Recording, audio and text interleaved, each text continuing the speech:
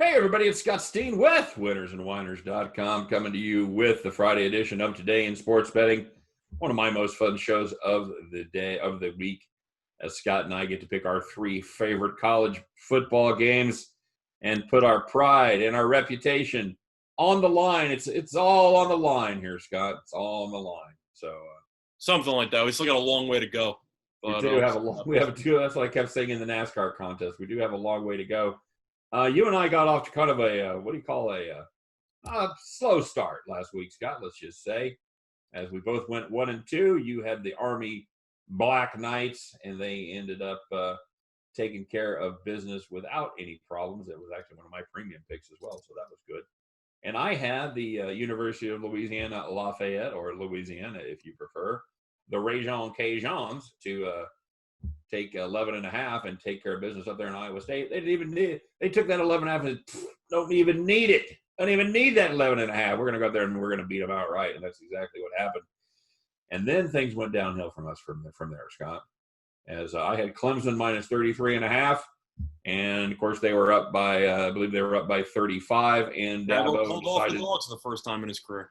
What's that? Dabo called off the dogs for the first time in his career. First time in his career in a conference game, man. I said I played this as a premium pick as well, Scott. I had so much confidence in this game.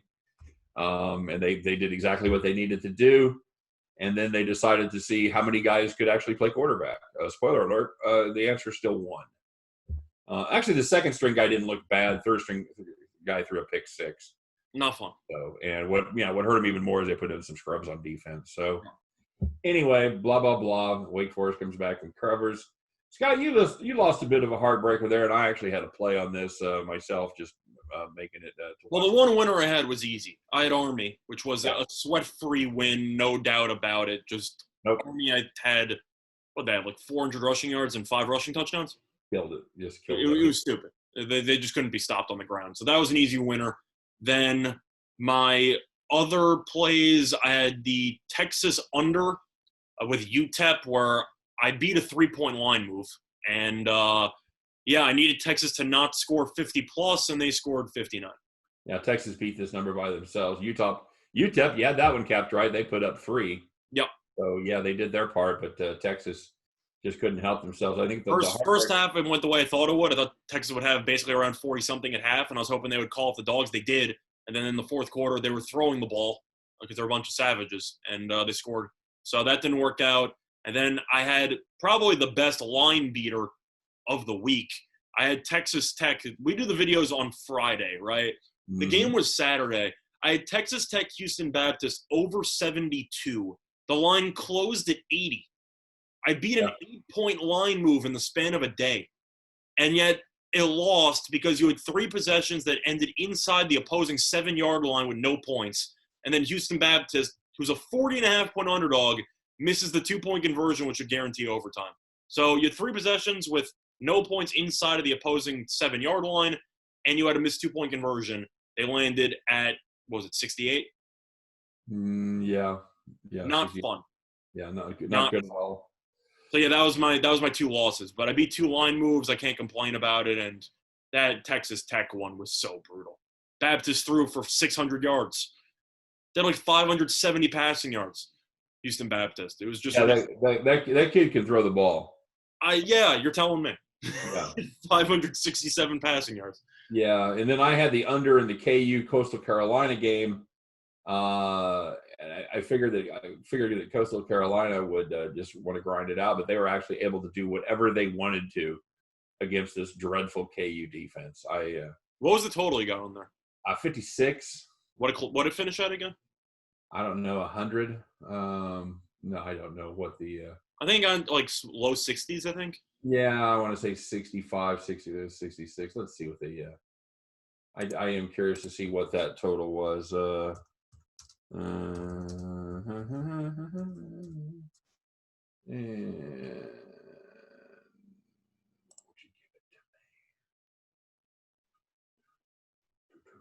It's really not that big of a deal. I just thought it got into the 60s.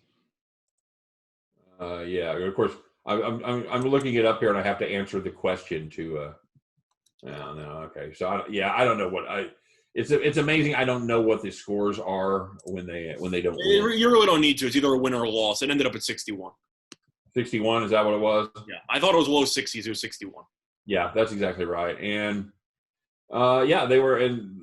KU broke off one long run, and it wasn't even Puka Williams. Puka Williams was pretty much a non-factor in this one.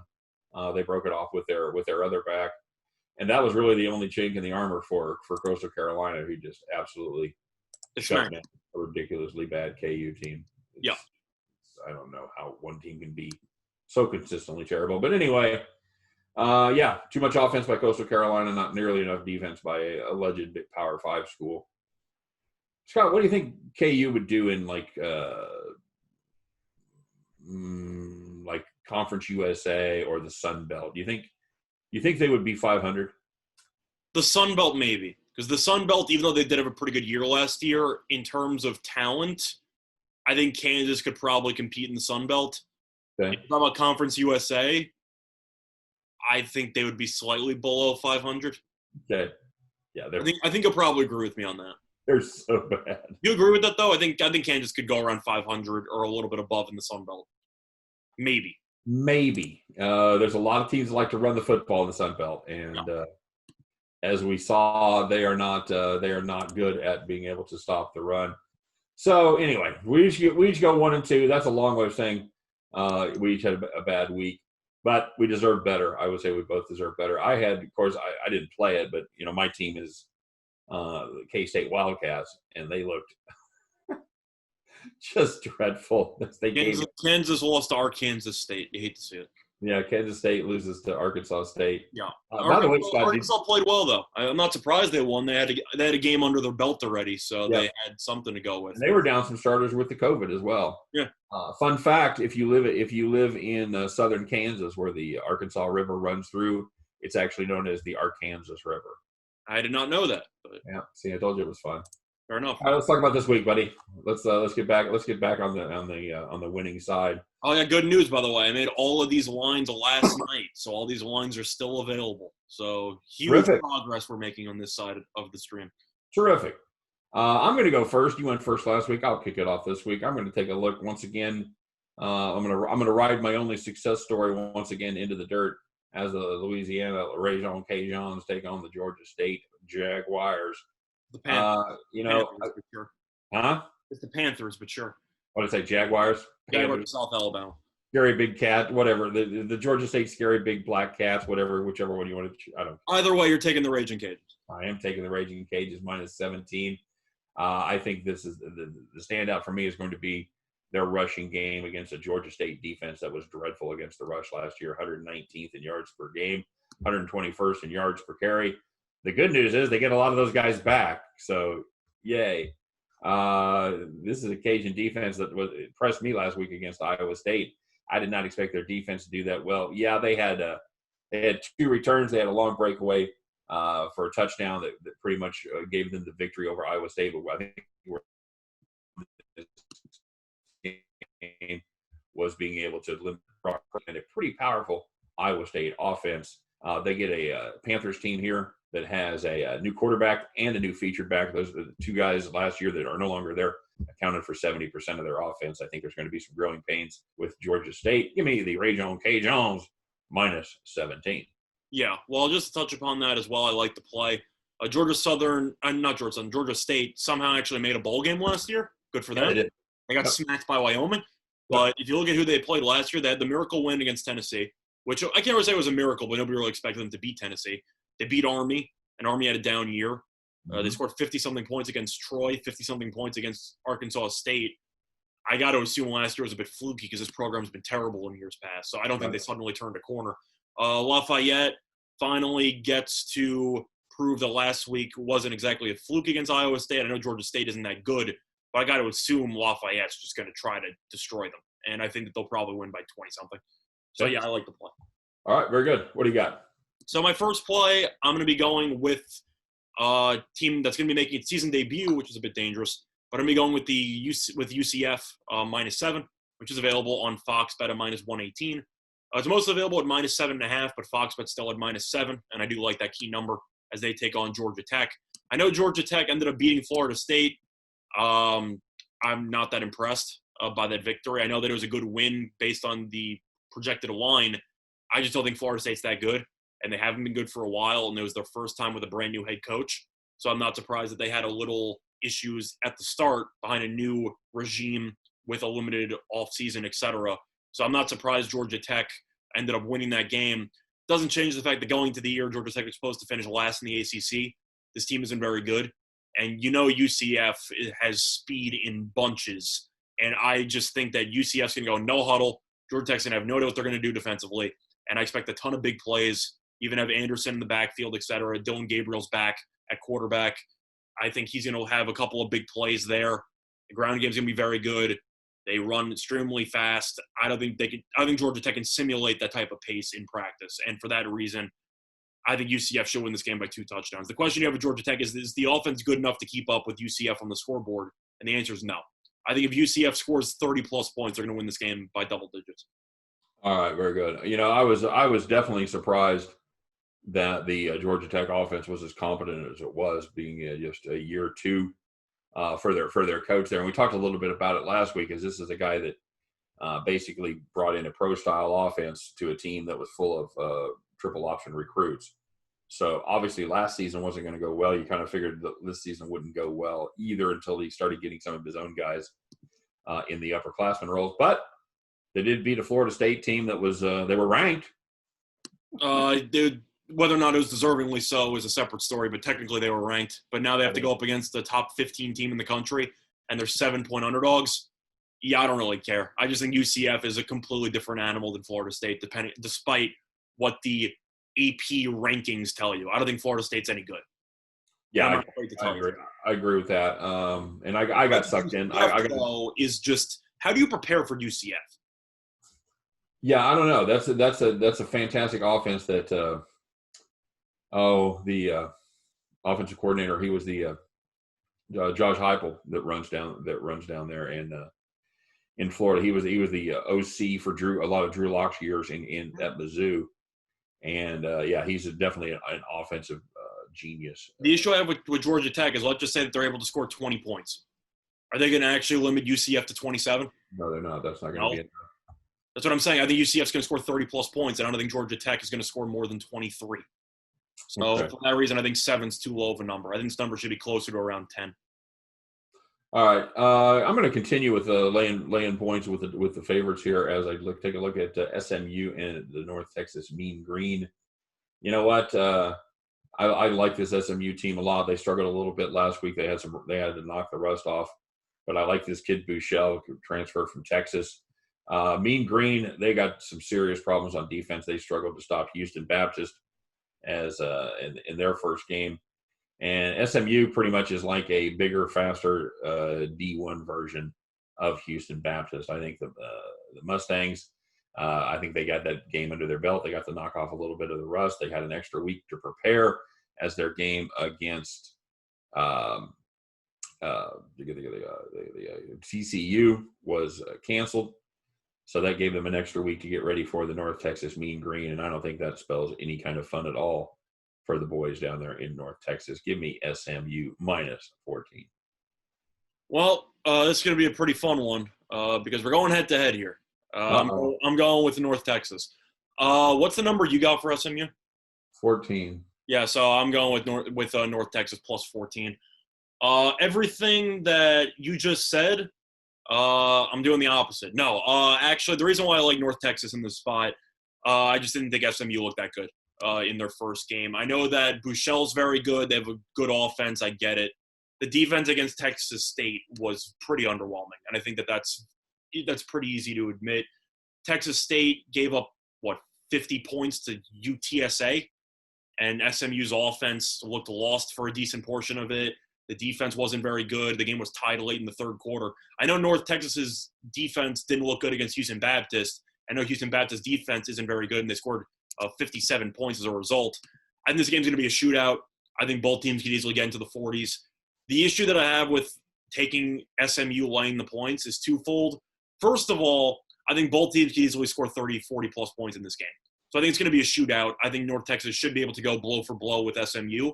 Second of all, North Texas will be having fans, And I do think that having fans should provide a bit of a boost there for the Mean Green.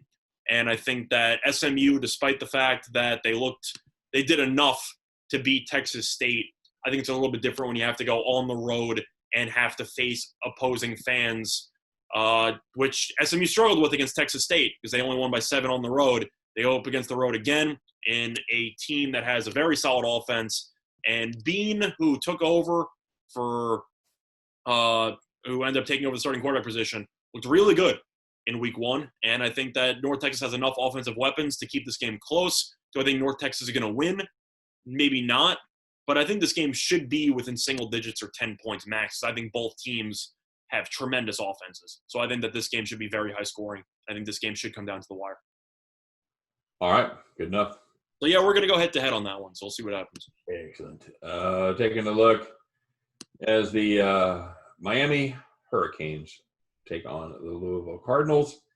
You know, this is a Miami team that all of a sudden looked really good rushing the football, and that is not what Louisville is set up to stop. They have a very bad rushing defense. I think they have one of the most dynamic players in the country in Eric King. Average passer, but a fantastic runner, facilitator of that offense. I think they make a lot of big plays here against the Cardinals. I think wrong team's favored. Give me the Miami Hurricanes plus 2.5. Okay. Well, I wrote an article about that game, winners and whiners. We disagree on that, spoiler. But for the sake of the actual third pick here, yeah, honestly, just to backtrack on Miami, I think it's fine. I'm just leaning to Louisville because they're at home, and I think Cunningham's also a pretty solid quarterback. But at the end of the day, it should be a very close game. You've seen a lot of money pouring on the over. You're expecting a ton of points. And King is definitely one of the most athletic quarterbacks in the league. So I'm in the nation. So I think that definitely makes sense. But for my third play, I want to be laying some heavy juice here. Not juice, but, a heavy spread here. It's going to be Cincinnati taking on Austin Peay. I'm going to be laying the 34.5 with Cincinnati. It's a huge spread. You might think to yourself, why would you do it? And the answer is pretty simple. This Austin Peay team stinks.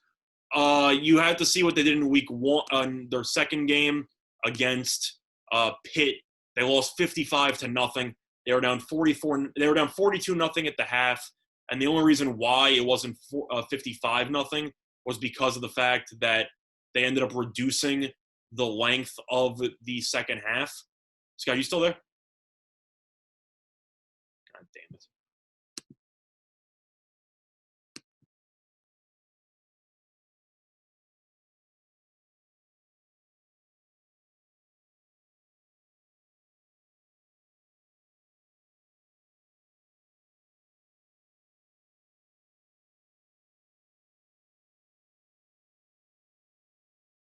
Hello?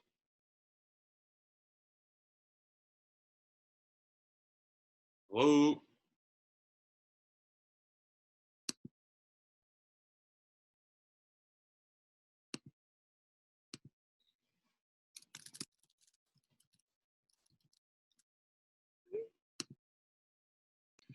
Yeah, how's it going, everybody? So we had to take a quick pause on the recording because one of us lost power, and it wasn't me this time.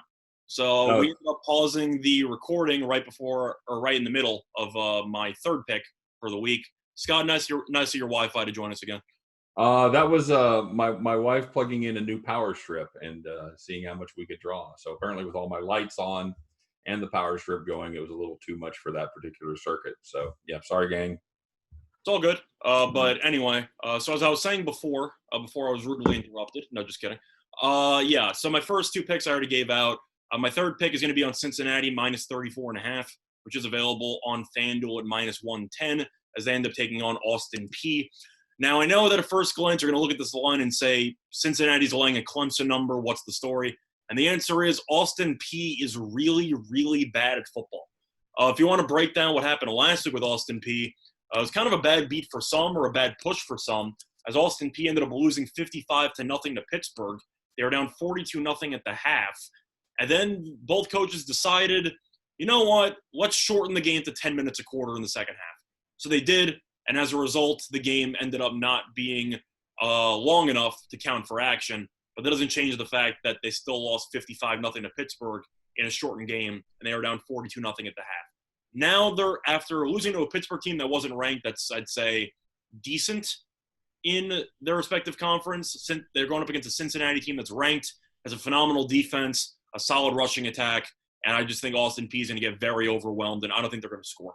If they were unable to score against Pittsburgh's defense, I think they're going to have a huge problem with Cincinnati. I think Cincinnati should win a pretty boring game by the score of 42-0 or so. So I simply think that 34.5 is a bit too low, and I think that they should win this game by 40+. So my third pick is going to be Cincinnati minus 34.5, which is available on FanDuel at minus 110. You don't worry about the Bearcats calling off the dogs, so to speak. I don't know if it matters, to be honest, because Pittsburgh called off the dogs also, and they still outscored them 13-0 in the second half. Right.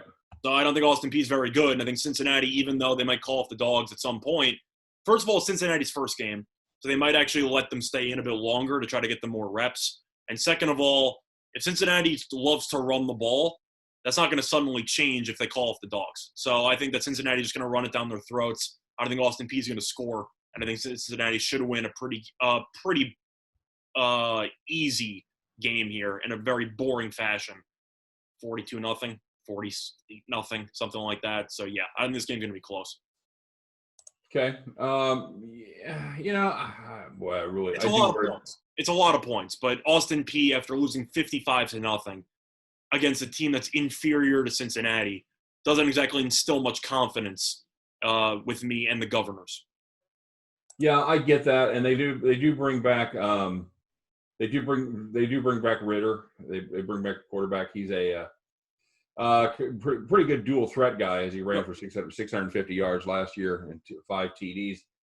They do lose their number one running back, Mike Warren, who ended up graduating and being drafted by the Eagles, I think, or at least signing as an undrafted free agent with the Eagles. But they do have some other talent on that Cincinnati squad.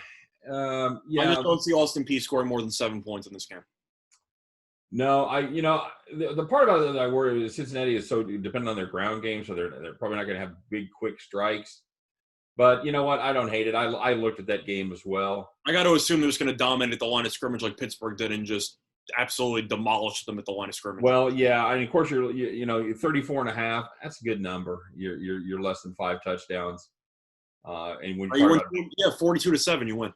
Yeah, when you're talking about big spreads, every interval of 7 becomes a key number. Yeah, just saying they lost by about what did they lose by about? They lost by about 8 touchdowns last week to Pittsburgh. I can only find with Cincinnati. All right, good enough. Bearcats roll there minus 34.5. Don't hate it. I got no beef with that one. Really, the only beef I have with any of your plays is obviously the one where you and I are on different sides. We can both tie. A tie is an option at 14.